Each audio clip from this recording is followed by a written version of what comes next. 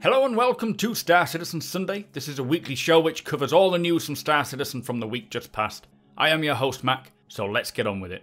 This week we hear CIG's thoughts on physical hangars and homes. There is major drama surrounding Citizencon, plus my birthday is soon approaching, so get ready for the annual stream party. So it is that time of year again. September marks the month of my birthday.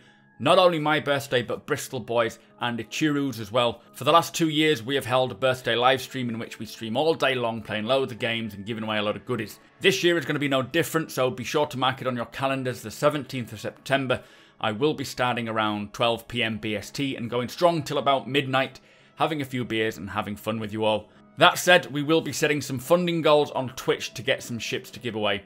So if you do have any Star Citizen ships, loot or whatever, gathering some dust that you don't want anymore and you're happy for us to give them away, please do give me a shout. It will be much appreciated. Also, do ensure that you follow me over on Twitch if you're wanting to join us. It's twitch.tv/supermacbrothers More details will come as we get closer to the day. I hope to see you there. So on Calling All Devs, the first question is, when will we get multi-crew in Arena Commander? Now, they have said and spoke about Arena Commander before, they are in the process of assembling a dedicated strike team to work specifically on Arena Commander and Star Marine. Basically just improving things, freshening up the game modes, adding new maps, doing a balance pass, getting obviously turrets polished as well, plus adding some other multi-crew roles. They also need some more functionalities in lobbies, so picking the ship that you want to join and then picking the seat and the role that you want to play. Multi-crew Arena Command has been something that has come up regularly, internally, and from us as well. But once the strike team is put together, it will begin to get done. Next question is, will radars give us intelligent travel feedback when quantum jumping? Maybe telling us our fuel levels, the distance that we need to travel at, etc. And they are currently working on a feature now, which is kind of like a route planner. They're integrating this into the star map. It's got to create a Google Map style path to the location that you are traveling, and it will take into account how far your quantum drive can take you. It'll auto pick the shortest path, what fuel is required for each step, and you will be able to reroute this should you want to, if you want to make a stop somewhere else or go a different direction. They did say that this may not make it into 3.3, but it is the next thing on their hit list. But he did go into mention that as you explore a little more and you gather more information on locations that were previously unseen, this will open up the information on the map for you, and then you can then sell your star map information to maybe the local astrological society for others to purchase. Also, if an area is previously explored that hasn't been ventured in for, say, like 3 months, so if someone found a gold deposit somewhere, but that was 3 months ago, then this information becomes old and may require updating, so exploration and scanning jobs may pop up requesting you to go and re-explore the area to freshen up the info. A bit like with quantum jumps, where they can change over time and you need to sort of go and remap them. Tier 0, he says, is likely just to be the shortest route available and where the stops are for you, and then they will build on it from there. So when it does come, don't expect too much from it, but it'll be useful all the same. Next question is, will we be able to place a waypoint on the map, even if there is nothing there, and just quantum travel to it? Kind of like blind jumping, I guess, but they've talked about this in many ways. It would be good if you could maybe bring up your star map and then pick a place to jump to. I like that idea. That would sound like it could work, but they're not 100% sure on what the best option is for this yet.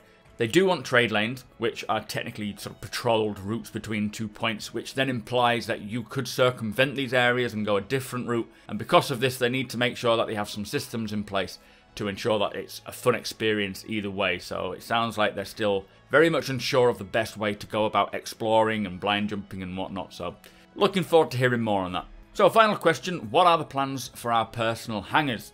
Currently they are working on the common elements for the first major city building set, which is Lawville. Hangars are required for this landing zone and are built using this new modular set, which every city will have their own modular set, and some of them will just be sort of different versions of what they currently have, and some of them will be completely new. But the plan is to take the hangars and integrate them into these major landing zones. For example, he says the Revel and York hangars may be seen in Microtech, because the very top level sort of hangars. Artcore may have a lesser style hangar version, and then whichever hangar you own will transfer that to that location. So if you had the Revel and York, then your hangar will be at Microtech, for example. This will then allow you to invite friends to your hangar, and you can still place your flare and whatnot and carry on as normal. Now, personally, I'm not a fan of this thinking. I think each landing zone should give players the option or the choice of which hangar they want to rent and buy based on how much they are willing to spend on this. It does raise other questions like whether they're going to be instanced or physical. Lots of questions and nothing is really set in stone yet, but they did say get your questions in chat and they'll try and answer them at a later date. But hopefully Reverse the Verse has answered some of these questions with Todd Papy. I noticed there was a couple of questions regarding hangars in his list, so we will see. Also, on another note, I don't know if you've noticed, but there has been an unusual hack effect overlapping the Calling All Devs the last couple of weeks. It's kind of like a cross coming in, hinting at something possibly coming at Citizencon. I don't know. I'd love to hear your thoughts on it, though. Anyway, let's move on. So kicking off around the verse, we got to see a little Gamescom retrospective, but moving on quickly to the developer update. They're continuing with the scramble racing. They've prevented the Gravlev vehicles from flying in gravity, so this is the Dragonfly and the Nox. What this means is that you can now focus on combat more than avoiding the obstacles while racing, even though that kind of defeats the object of racing. But you can collect points from the leaders by killing them. They have crafted a space race by crafting arenas inside the asteroid ring of Yella, providing a nice place with obstacles again to add a bit more fun and challenge. The gameplay feature team is working to get asteroid tech to spawn mineable asteroids with proper composition and appropriate materials. It looks like it's just going to be very much the same as planetary mining, which is okay. I don't expect anything different, to be honest. But there's currently a contest going on to make a prospector commercial. I'll put the link below if you want to enter that. Now on to Lawville. The outer walls are in a design pass. They look huge, and I do hope that it is there, that they're there to keep something out. They're working on lots of other pieces of Lawville, like the big walls, to smaller details which just sell it as a living, breathing kinetic space. They're working on the visual effects for the industrial and downtown buildings of Lawville, getting this dirty, gritty industrial environment feeling with a bit of steam and smoke rising up. Nothing too over the top, just a nice subtle little thing to see. There's lots of flashing lights on the roofs and some moving traffic as well to make it feel more alive as you come in. We saw it at night as well, which is looking pretty cool, and I really cannot wait to see how the location changes from night to day as we're walking around it. Now, they did say that the city is coming along really well as a whole. It will be fun, it'll feel alive when it does come in, when we come into land, and I cannot wait to see more of that at Citizencon. They're doing some code improvements for oceans and bodies of water, getting them ready for Hurston. They're adding additional functionality to allow the artists to adjust the wave strength, the colours, the opacity, and how the oceans interact with the beach line and terrain. Also looking into future components which will allow the global weather system to influence the way that oceans behave, all part of this dynamic weather on planets. The oceans are looking pretty nice, and I cannot wait to just sort of walk alongside them when we do get 3.3. Now, the ship art team has worked on the revised and improving the Cyclone variant liveries. They do look pretty cool, especially the turret one, and also work continues on the lower decks of the 890 Jump. And we heard the first sound effects pass on the Kana assault rifle from Castak Arms. This is also coming in 3.3.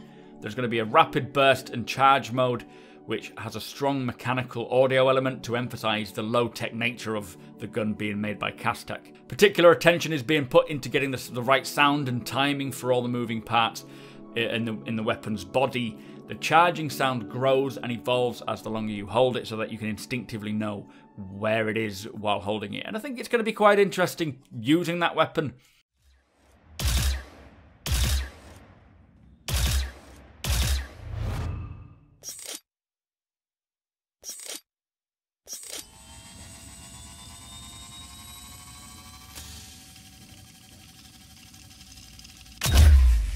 Looks cool, sounds a bit pew-pew, but we'll see what kind of damage it deals. There's a new tool for level design as well. It's a culling feature for the renderer, which will give some performance boosts in both Squadron 42 and the Persistent Universe.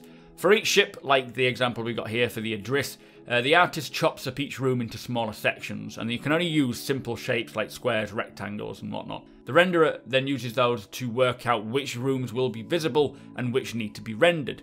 The highlighted rooms are the ones we can see here being rendered, and this reduces the amount of rooms which need to be rendered if the player cannot see them. So if the player can't see these rooms, why bother rendering them? The trouble is that these simple shapes that they have don't help. Allowing them to have overlapping shapes reduces the amount of issues with the room boundaries being more accurate. So I'm looking forward to seeing those improvements. Hopefully we'll get some better frame rates. Although this does really mostly apply to bigger ships, but that should help when anyone spawns a big ship in the Persistent Universe without all the big lag. So that was around the verse. Let's move on to Reverse the Verse. So this week's Reverse the Verse was a Q&A with the director of Star Citizen Live, Mr. Todd Papy. First question is, can you tell us more regarding how you want player hangars to work later in the game? Will they be paid for? Will they be expanded? Are they persistent? And he says that they're having a meeting next week about player hubs, which also applies to hangars, and they want them to be physical rather than instanced, but they need to work out how this will work. For example, he says, could they have 5,000 physical apartments in Lawville, each of which has a value and would vary depending on its location and the demand to live there? Obviously, the more players wanting a home in that particular place would drive the prices up. Hangars are pretty much the same thing. Player hangars could be, again, in a specific location, like 500 of them in Lawville, 500 at Microtech, but they want us to be able to personalise our hangars and our habitation pods. With the size and scale of Star Citizen, they have the real estate to allow for physical hangars and homes to be explored. Plus, hangars are modular, which means that they can change things like the colour, the layout, the style, really quickly and easily and create even more if there's enough demand. He did say they will try it out and test it and see what works. They need to have these conversations to figure it out. This has actually got me very excited though, and I created a separate video, so do keep an eye out on my channel coming this week. It's probably going to be out tomorrow. Just talking a little more in depth about how this could work, about what we might see for hangars and for homes. So be sure to hit that subscribe button if that interests you. Next question is, will there be more mission variations in 3.3? And unfortunately, no. There will be more missions, but not types of missions. The focus is getting the content on Hurston. They create the mission like, say, for example, a fetch mission. They play through it to see if it feels good, and then they will go and rebuild that mission in modular pieces. This allows them to create multiples of the same mission, but with more variation to them, so they don't feel the same. And they could add things like a timer, maybe add AI to interact with us. Different scenarios with various outcomes, basically. Currently, the current build 3.2, the missions don't spawn fast enough, but this is not down to how many or what types of missions, it's just down to the timer of how often they respawn. So there should be plenty for us to do in 3.3, fingers crossed. Next question, will we be able to share our mission and contracts with friends in 3.3? And he says no, hopefully 3.4, but this will depend on the mission team and their list of jobs to do. It's not at the top, but it is high up there in priority. What faction are the new mission givers belonging to? Are they lawful or unlawful? And in 3.3 we're getting Rico Battaglia and Clovis Darneely. They said yes and no. Clovis is a mix of both good and bad, so lawful and illegal. The way it currently works is that legal jobs are posted on the jobs board, and the shady jobs are not for obvious reasons, they're more specific characters. Although you do find some Mobiglass missions working for pirates, but Rico is a positive mission giver. She does salvage and cargo, so, you know, finding wrecks and getting them the cargo to them. They will have more lawful mission givers, but most legal missions will be givers not posted on the Mobiglass or the TDD, the Trade and Development Division. Next question is, how is the long-range scanner mechanic being designed? And it sounds like I think they discussed this with Tony Z, and they say that their idea is that when you scan aiming in one direction, after a little while anomalies will begin to show up, and then you will be able to focus your scans more on whichever anomaly you want to, and then gather more information on that. They're not working on long range as such, they're working on more short range scanning, so between 10 and 50,000 kilometers away, so just looking for something within the proximity. Next question is, what is the status of allowing players to set waypoints around planets while on foot? Now, unfortunately, nothing is planned right now. The UI has a lot of things needed for second treatment, so going back over old stuff and just making sure that they are working properly. The FPS map is missing, and once it's in and working, they will begin to do a second pass on other things and get them up to scratch. But in terms of dropping nav beacons, they still need to discuss this and work out how that will happen. Next question is, what is the legality of scramble racing within UEE space? Are they legal? Are they illegal, basically? Now, either they said they will be held outside of legal zones, or maybe we sign up for them and it becomes a legal race. They still need to determine this from a law side specifically. But I like the idea of signing up for legal races. That sounds fun, having a proper league going. And I'm sure that will happen, especially with the Murray Cup. But illegal races with guns open, I think, is more akin to what we're going to see. Next question is, as ship's scoops cannot replenish quantum fuel, how will long-range ships refuel? Now, they said that truck stops or calling in starfarers is the best way to go. They need to go through the whole fuel rebalance once they turn on object container streaming, especially when it comes to jumping from planet to planet.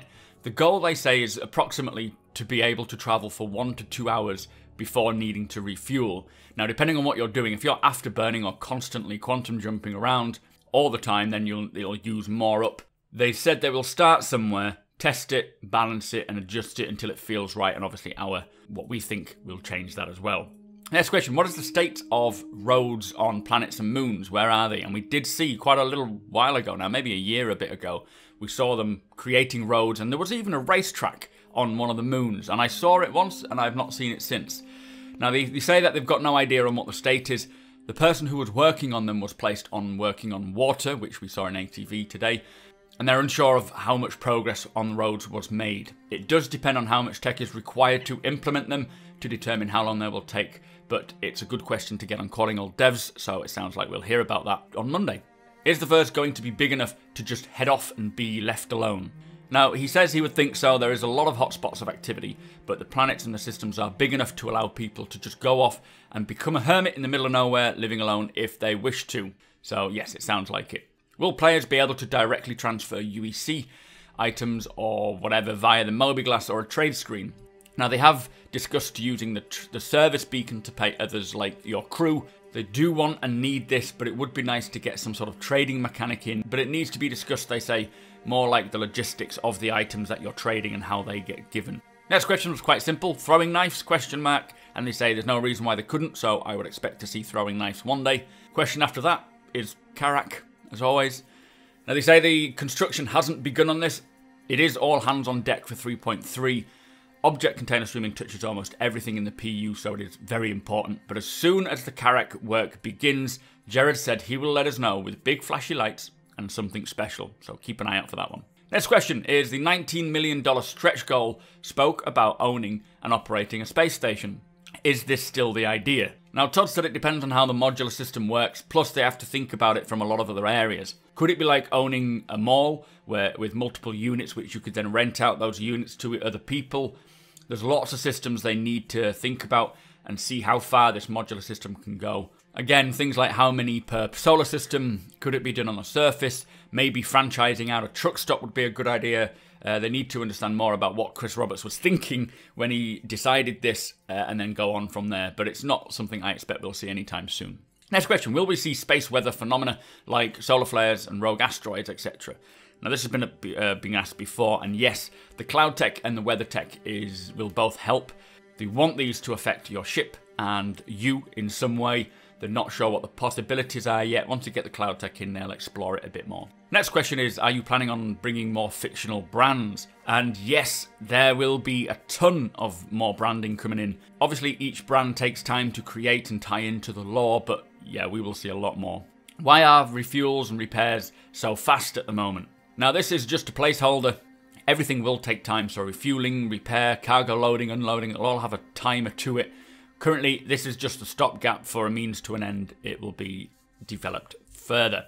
Next question, will we see expanded storytelling in the persistent universe, like a long-formed conflict with another race or a big event that everyone can take part in?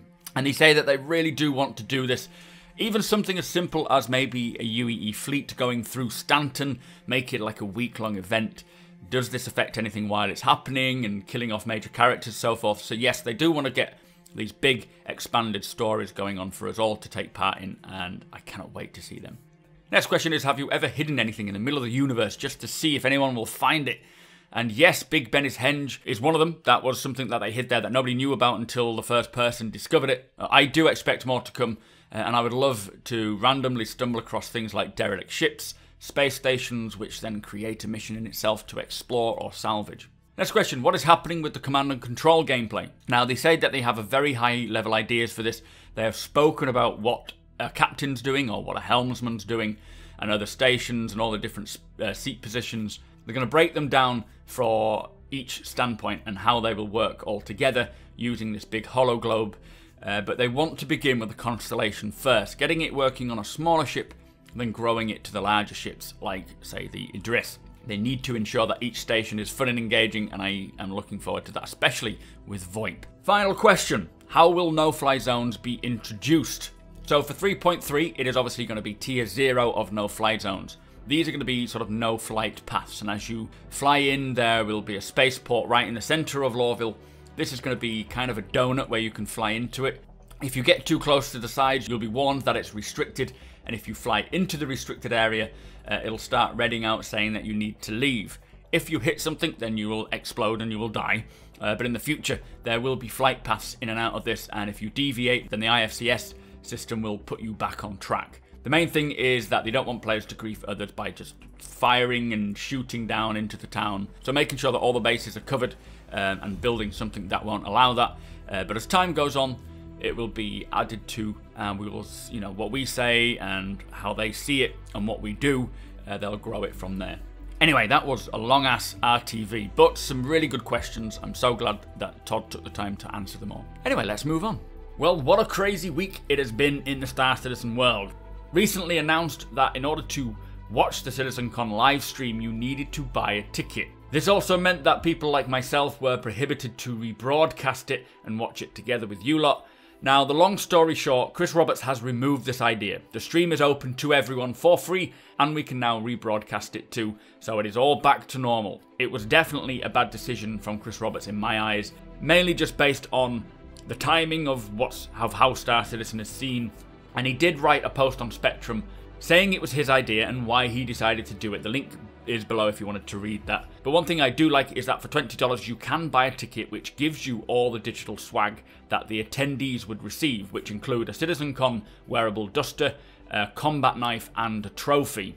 I have bought mine. I'm more than happy to pay that for those items. Also, the best news is that the schedule is now available for us all to see what is going on for Citizencon. I will have a video out next week going further into what the whole Citizencon drama was, explaining what happened, and obviously breaking down the full schedule so we can see what is happening when, so do stay tuned for that. One thing is for sure though, Citizencon is going to be epic and I cannot wait to watch it. Also this week, the fourth part to Knowledge of Good and Evil was released, and for all subscribers, the latest edition of Jump Point is available to read. So that brings us to the end of the show. Thank you so much for watching. Be sure to hit that subscribe button so you don't miss a video. Hit that thumbs up if you enjoyed it, and share the video with all your friends. If you like what I do and want to help me make it better, follow the link below to my Patreon page to learn more.